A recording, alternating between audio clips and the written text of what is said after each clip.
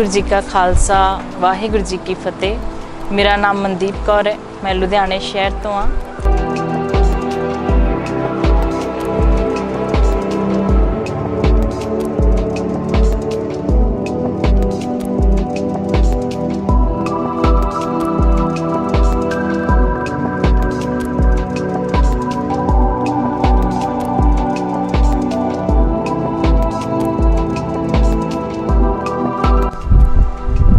अज आ जिंदगी मेरे लिए बहुत अहमियत रखती है, जो मैनू अज आ रूप मिलिया।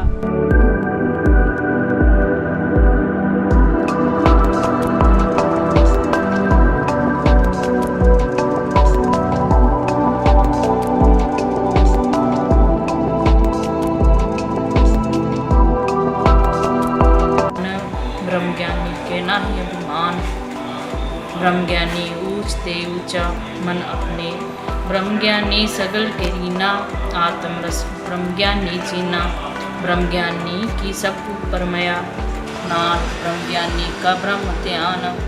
महाराज दी करामात ही कह लो जां कुछ भी कह लो कि मैनू ये रूप बख्शिया।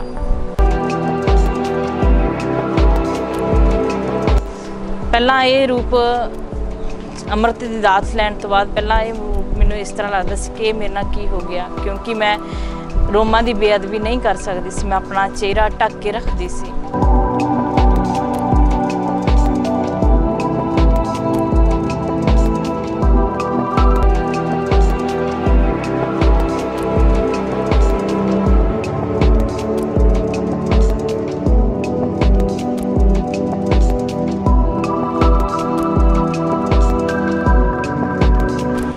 मैं अपने परिवार दे विच अपने वीरे नाल, अपने भरजाई नाल, फिर माता जी नाल रह रही हाँ। एक गुरसिੱਖੀ जीवन असी सारे बतीत करते हैं।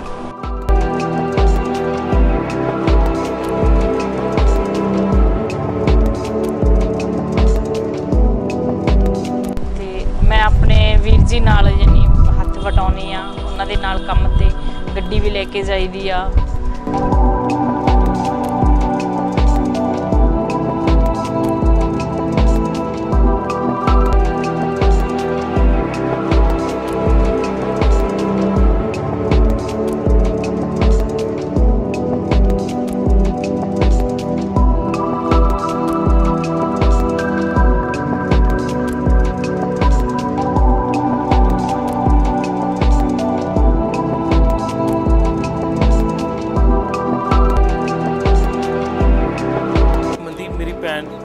जो मेरे नाल अज मोढे नाल मोढा ला के मेरे नाल तुरदी है ਅਤੇ मेरे सारे घर के काम मेरे नाल बनाउंदी है।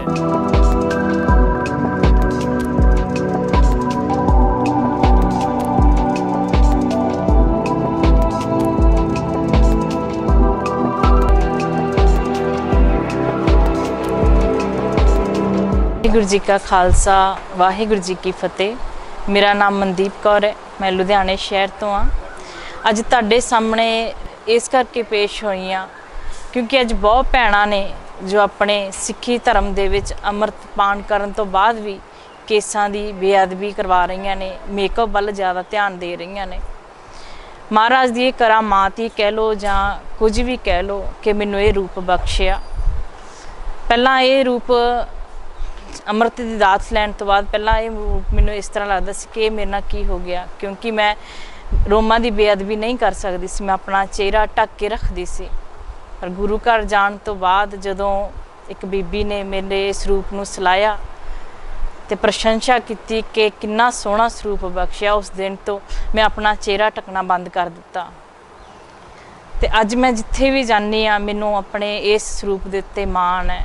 बहुत वीर ने जो अपने सिख धर्म तो कराहे पै के केसां दी बेअदबी कर रहे ने जां लच्चरता वाल जा रहे ने, मैं उन्हां नूं कहना चाहुंदी हाँ कि सिੱਖੀ स्वरूप विच वापस आवो अते इस रूप नूं प्यार करो। अमृत दी दात लैण तो पहला मैं भी इस तरह भुल्ली हुई सी कि ये आनंद की है, पर जदों संगत दा प्यार मिलिया, संगत दा प्यार मिलन तो बाद पता लग्या कि हाँ कि असी किवें परमात्मा नूं मिलना। मैं अपने 3 साल ब्रह्म ज्ञान केंद्र यूनीवर्सिटी मोगा भी खिला चुकी हाँ।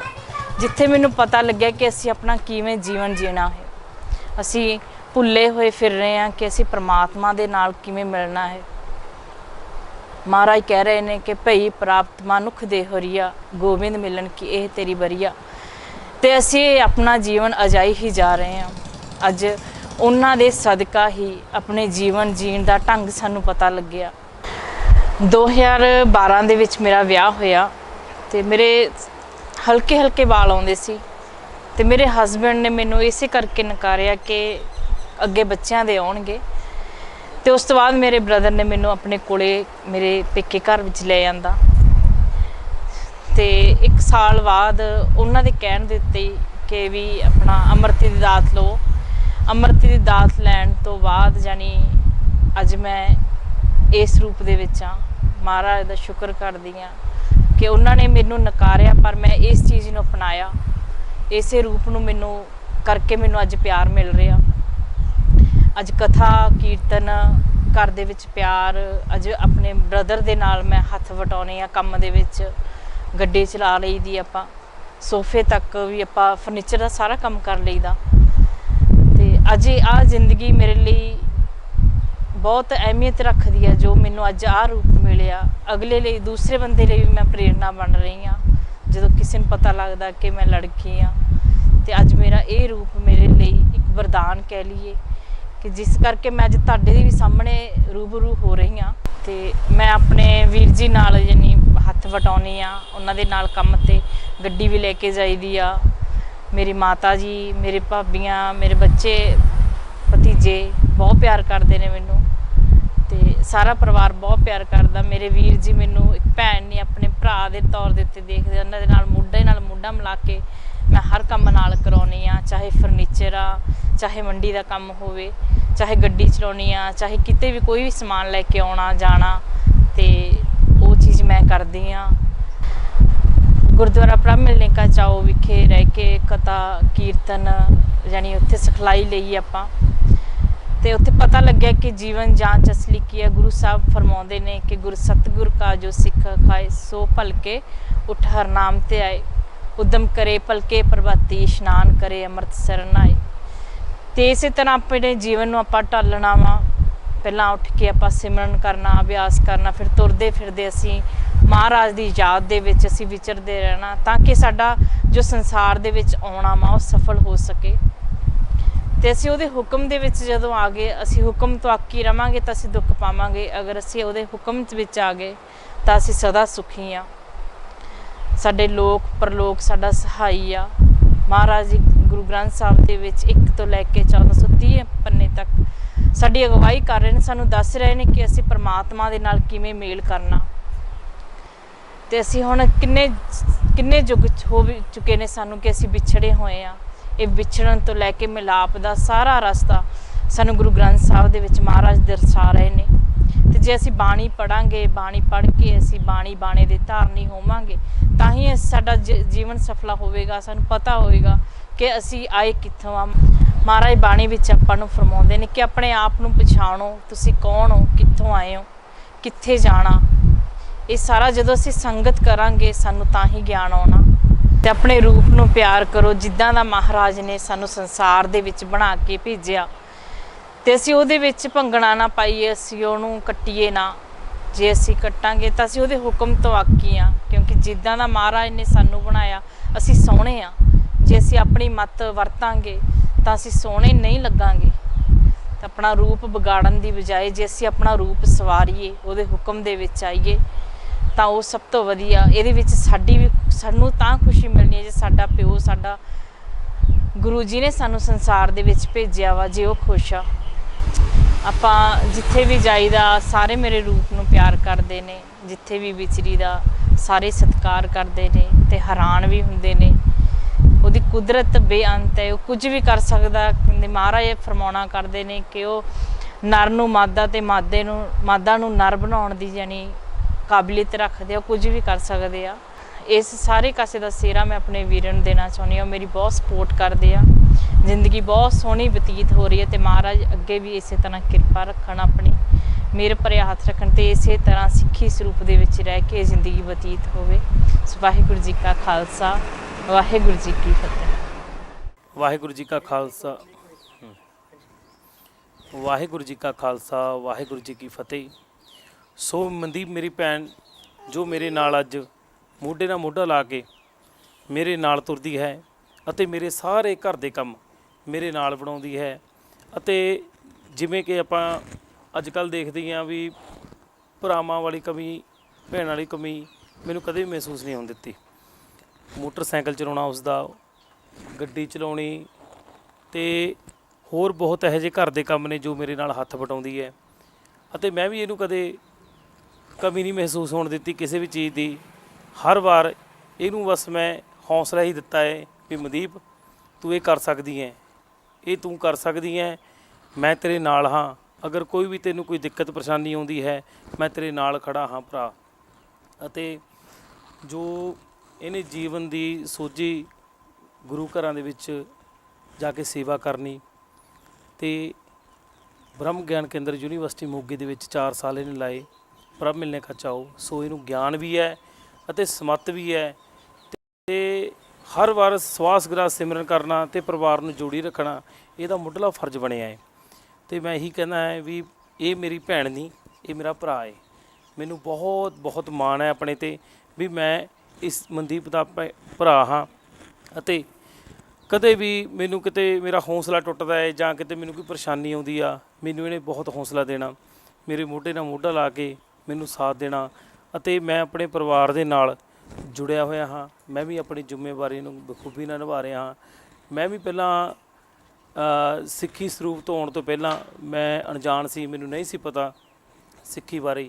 ਅਤੇ ਜਦੋਂ ਮੈਨੂੰ ਸਿੱਖ ਇਤਿਹਾਸ ਦਾ ਪਤਾ ਲੱਗਿਆ ਅਤੇ ਮੈਂ ਸਿੱਖ ਇਤਿਹਾਸ ਦੇ ਪਤਾ ਹੋਣ ਤੋਂ ਬਾਅਦ ਅਤੇ ਮੈਂ ਦਾੜੀ ਕੇਸ ਕਟਾਉਂਦਾ ਸੀਗਾ ਅਤੇ ਮੋਨਾ ਸੀ, ਮੈਨੂੰ ਸਮੱਤ ਨਹੀਂ ਸੀ ਕਿਸੇ ਵੀ ਚੀਜ਼ ਦੀ। ਅਤੇ ਆਪਣੇ ਯਾਰਾਂ ਦੋਸਤਾਂ ਨਾਲ ਹੁੱਲੜਬਾਜ਼ੀਆਂ ਕਰਨੀਆਂ, ਲੜਨਾ, ਗਾਲੀ ਗਲੋਚ ਕਰਨਾ। ਅਤੇ ਮੈਨੂੰ ਨਹੀਂ ਸੀ ਪਤਾ ਵੀ ਸਿੱਖ ਧਰਮ ਇੱਕ ਸੋਝੀ ਵੀ ਦਿੰਦਾ ਹੈ, ਜੋ ਸੋਝੀ ਲੈ ਕੇ ਗੁਰੂ ਸਾਹਿਬ ਨੇ ਮੈਨੂੰ ਇਹ ਬਾਣਾ ਸਿੱਖੀ ਸਰੂਪ ਬਖਸ਼ਿਆ। ਸੇ ਮੈਂ ਇਹੀ ਬਾਣੇ ਦੇ ਨਾਲ ਅੱਜ ਸੰਸਾਰ ਦੇ ਵਿੱਚ ਮੇਰੀ ਸੋਭਾ, ਇੱਜ਼ਤ, ਮਾਣ ਬਣਿਆ ਹੋਇਆ ਹੈ। ਮੈਂ ਸਾਰੇ ਵੀਰਾਂ ਨੂੰ, ਭਰਾਵਾਂ ਨੂੰ, ਭੈਣਾਂ ਨੂੰ ਇਹੀ ਕਹਿੰਦਾ ਤੁਸੀਂ ਆਪਣੇ ਸਿੱਖੀ ਸਰੂਪ ਨਾਲ ਜੁੜੋ। ਜਿਵੇਂ ਕਿ ਮੇਰੀ ਭੈਣ ਨੇ ਅੱਜ ਦਾੜਾ ਪ੍ਰਕਾਸ਼ ਕੀਤਾ ਹੈ, ਉਸਨੇ ਕਦੇ ਇਹ ਨਹੀਂ ਆਪਣੇ ਆਪ ਨੂੰ ਸ਼ਰਮ ਮੰਨੀ ਵੀ ਮੇਰੇ ਦਾੜੀ ਆਉਂਦੀ ਆ ਵੀ ਮੈਨੂੰ ਲੋਕ ਕੀ ਕਹਿਣਗੇ। ਨਹੀਂ, ਇਸ ਨੇ ਆਪਣੀ ਸੋਚ ਨੂੰ ਇੱਕ ਉੱਪਰਲਾ ਜੀਵਨ ਦਿੱਤਾ ਕਿ ਉਸ ਜੋ ਸੋਚ ਨੂੰ ਲੈ ਕੇ ਅੱਜ ਇਹ ਤੁਰੀ ਹੈ ਤਾਂ ਇਸ ਦਾ ਮਾਣ, ਸਨਮਾਨ, ਇੱਜ਼ਤ, ਬਹੁਤ ਪਿਆਰ ਮਿਲਦਾ ਹੈ। ਅਤੇ ਜਦੋਂ ਵੀ ਇਹਨੇ ਕਿਤੇ ਜਾਣਾ, ਰਾਸਤੇ ਦੇ ਵਿੱਚ ਮਿਲਣਾ ਤਾਂ ਕਈ ਗੁਰਮੁਖਾਂ ਨੂੰ ਜਾਂ ਭੈਣਾਂ ਨੂੰ ਐਂ ਲੱਗਣਾ ਵੀ ਕਿਤੇ ਇਹ ਲੜਕਾ ਹੀ ਜਾ ਰਿਹਾ ਹੈ। ਅਤੇ ਜਦੋਂ ਦੱਸਣਾ ਕਰਨਾ, ਮੇਰੇ ਨਾਲ ਜਾਣਾ ਤਾਂ ਇਹਨਾਂ ਨੂੰ ਬੜਾ ਮਹਿਸੂਸ ਹੁੰਦਾ ਯਾਰ ਮੈਂ ਕਹਿਣਾ ਵੀ ਇਹ ਮੇਰੀ ਸਿਸਟਰ ਆ। ਅਤੇ ਪਹਿਲਾਂ ਤਾਂ ਚੌਕਾ ਲੱਗ ਜਾਣਾ ਵੀ ਤੁਸੀਂ ਝੂਠ ਬੋਲਦੇ ਹੋ। ਅਤੇ ਜਦੋਂ ਇਹਨੇ ਆਪਣੀ ਆਵਾਜ਼ ਦੇ ਵਿੱਚ ਗੱਲ ਕਰਨੀ ਜਾਂ ਉਸ ਸਿਦਕ ਦੇ ਨਾਲ ਗੱਲ ਕਰਨੀ ਤਾਂ ਬੜਾ ਜਾਣੀ ਕਿ ਦੂਸਰਿਆਂ ਨੂੰ ਵੀ ਇਸ ਚੀਜ਼ ਦਾ ਉਹ ਹੌਸਲਾ ਮਿਲਦਾ ਸੀਗਾ ਵੀ ਹਾਂ ਵਾਕਈ ਕੋਈ ਕੁੜੀ ਨੇ ਇੱਕ ਵਧੀਆ ਜਾਣੀ ਕਿ ਆਪਣਾ ਜੀਵਨ ਬਣਾਇਆ ਹੈ। ਸੋ ਮੈਂ ਅੱਗੇ ਵੀ ਇਹੀ ਵੀਰਾਂ ਨੂੰ, ਭੈਣਾਂ ਨੂੰ ਬੇਨਤੀ ਕਰਦਾ ਤੁਸੀਂ ਸਿੱਖੀ ਸਰੂਪ ਦੇ ਵਿੱਚ ਆਓ। ਜੋ ਗੁਰੂ ਸਾਹਿਬ ਨੇ ਆਪਾਂ ਨੂੰ ਇਹ ਬਾਣਾ ਸਤਿਕਾਰ ਬਖਸ਼ਿਆ ਹੈ, ਆਪਾਂ ਉਸ ਦੀ ਇੱਜ਼ਤ ਕਰੀਏ, ਰੋਮ ਰੋਮ ਨਾ ਕਟਵਾਈਏ। ਵੀਰਾਂ ਨੂੰ ਅਤੇ ਭਰਾਵਾਂ ਨੂੰ ਇਹੀ ਮੇਰੀ ਗੁਜ਼ਾਰਿਸ਼ ਹੈ। ਸਭ ਸਿੱਖਨ ਕੋ ਹੁਕਮ ਹੈ ਗੁਰੂ ਮਾਨਿਓ ਗ੍ਰੰਥ। ਇਹ ਸਾਡੇ ਗੁਰੂ ਸਾਹਿਬ ਨੇ ਸਾਨੂੰ ਇਹਨਾਂ ਪੰਗਤੀਆਂ ਨਾਲ ਸ਼ਿੰਗਾਰਿਆ ਹੈ। ਅਸੀਂ ਤਹਿ ਦਿਲੋਂ ਲੁਧਿਆਣਾ ਟੀਮ ਦਾ ਧੰਨਵਾਦ ਕਰਦੇ ਹਾਂ ਵੀ ਇਹਨਾਂ ਨੇ ਸਾਨੂੰ ਇੱਕ ਸਾਡੀ ਸੋਚ ਨੂੰ ਅੱਗੇ ਲੈ ਕੇ ਆਂਦਾ, ਸਾਡੀ ਵਿਚਾਰ ਨੂੰ ਅੱਗੇ ਰੱਖਿਆ ਤੁਹਾਡੇ ਅੱਗੇ। ਹੋ ਸਕਦਾ ਮੇਰੀ ਭੈਣ ਦਾ ਜੀਵਨ ਦੇਖ ਕੇ ਤੁਹਾਡੀ ਜ਼ਿੰਦਗੀ ਦੇ ਵਿੱਚ ਕਿੰਨੇ ਕੁ ਸੁਧਾਰ ਆ ਜਾਣਗੇ ਮੈਨੂੰ ਨਹੀਂ ਸੀ ਪਤਾ। ਜਦ ਮੈਂ ਵੀ ਸਿੱਖੀ ਸਰੂਪ ਦੇ ਵਿੱਚ ਆਇਆ ਤਾਂ ਮੇਰੇ ਯਾਰਾਂ ਦੋਸਤਾਂ ਨੇ ਮੈਨੂੰ ਬੜਾ ਕਹਿਣਾ ਵੀ ਤਨਵੀਰ ਤੂੰ ਇੱਦਾਂ ਕਿਵੇਂ ਚੇਂਜ ਆ ਗਿਆ ਤੇਰੇ ਵਿੱਚ, ਇਹ ਕਿੱਦਾਂ, ਇਹ ਮੈਂ ਪੋਸੀਬਲ ਆ, ਮੈਨੂੰ ਸਮਝ ਨਹੀਂ ਲੱਗੀ। ਅਤੇ ਮੈਂ ਵੀ ਸਮਝਾਉਣਾ ਕਰਨਾ ਕੀਤਾ ਉਹਨਾਂ ਨੂੰ ਵੀ ਇਹ ਤਾਂ ਜਦੋਂ ਆਪਾਂ ਇਸ ਸਰੂਪ ਦੇ ਵਿੱਚ ਬਾਣੇ ਚਾਹਾਂਗੇ ਜੋ ਆਨੰਦ ਸਤਿਕਾਰ ਜੋ ਸਾਨੂੰ ਮਿਲਦਾ ਹੈ ਇਹ ਲੱਖੀ ਕਰੋੜੀ ਚਾਹੇ ਆਪਣੇ ਕੋਲੇ ਹੋਵੇ ਇੱਕ ਪਾਸੇ ਰੱਖ ਦਿਓ। ਅਤੇ ਜੋ ਮਾਣ ਸਨਮਾਨ ਚਾਹੇ ਖਾਲੀ ਜੇਬਾਂ ਵਿੱਚ ਚਲੇ ਜਾਓ, ਗੁਰੂ ਸਾਹਿਬ ਨੇ ਆਪਣੀਆਂ ਚੜ੍ਹਦੀਆਂ ਕਲਾਂ ਹੀ ਬਖਸ਼ੀਆਂ ਨੇ, ਚੜ੍ਹਦੀਆਂ ਕਲਾਂ ਹੀ ਰੱਖੀਆਂ ਹਮੇਸ਼ਾ। ਅਤੇ ਮੈਂ ਆਪਣੇ ਇਹ ਸਿੱਖੀ ਸਰੂਪ ਵਾਲੇ ਬਾਣੇ ਨੂੰ ਬਹੁਤ ਸਤਿਕਾਰ ਕਰਦਾ ਹਾਂ। ਅਤੇ ਬਾਕੀ ਮੈਂ ਸਾਰਿਆਂ ਨਾਲ ਇਹੀ ਗੁਜ਼ਾਰਿਸ਼ ਕਰਦਾ ਤੁਸੀਂ ਵੀ ਇਸ ਰਸਤੇ ਨੂੰ ਅਪਣਾਓ ਅਤੇ ਜੋ ਗੁਰੂ ਸਾਹਿਬ ਨੇ ਆਪਾਂ ਨੂੰ ਬਾਣਾ ਬਖਸ਼ਿਆ ਹੈ ਉਹਦਾ ਸਤਿਕਾਰ ਕਰੋ। ਸੋ ਮੈਂ ਬਹੁਤਾ ਕੁਝ ਕਹਿੰਦਾ ਹੋਇਆ क्षमा ਦਾ ਜੱਜਗਾ, ਜਾਣੇ ਅਣਜਾਣ ਦੇ ਵਿੱਚ ਮੇਰੇ ਤੋਂ ਕੁਝ ਗਲਤ ਬੋਲਿਆ ਗਿਆ ਹੋਵੇ ਦਾਸ ਨੂੰ ਅਣਜਾਣ ਬੱਚਾ ਸਮਝ ਕੇ ਮਾਫ ਕਰਨਾ। ਸੋ ਵਾਹਿਗੁਰੂ ਜੀ ਕਾ ਖਾਲਸਾ, ਵਾਹਿਗੁਰੂ ਜੀ ਕੀ ਫਤਿਹ।